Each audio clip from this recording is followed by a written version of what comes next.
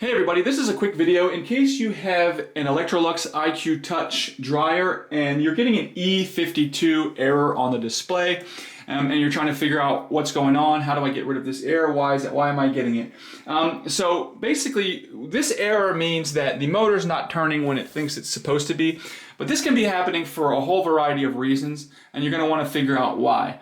Now, one of them might be just that you have overloaded your dryer, and by overloading your dryer, you've overworked the motor, and by overworking the motor, you've overheated the motor, and so now the temperature protection has tripped it and it's not turning.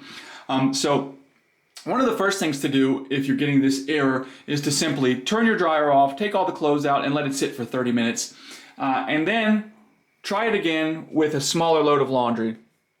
Now, if it persists after that, what you want to do is you want to come in here and make sure that there's nothing, you can push this drum with your hand and make it turn with your hand.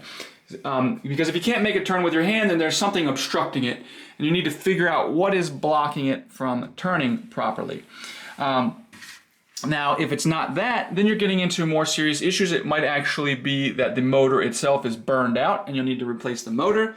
Or it might just be something with the control board where you actually need to replace the control board.